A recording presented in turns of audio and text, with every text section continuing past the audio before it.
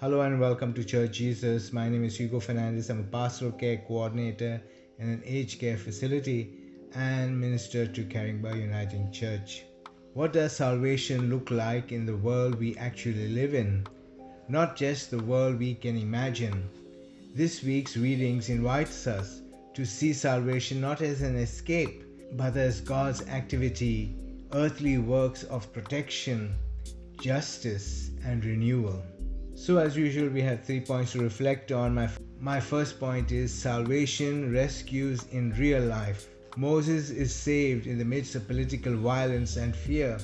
His rescue is not abstract. It happens through courageous midwives, a desperate mother, and a compassionate princess. Salvation begins when ordinary people refuse to let harm have the final words. So my point 2 is salvation restores what is broken.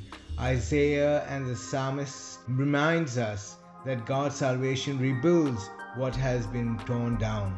Abraham and Sarah become a nation. Trapped pilgrims become free. Weary hearts discover God's faithful love. Salvation is God's steady work of restoration. And my third point is salvation calls us into God's purpose. Paul urges us to offer ourselves as living sacrifices. Peter names Jesus as the Christ, the Son of God. And Jesus declares that God's people will not be overcome. Salvation is something we receive and something we join. We as a church take our calling seriously. We will become known as the bringers of salvation, and lives and communities will be transformed. May we encounter salvation again this week as we become its agent in our communities. Amen. Amen.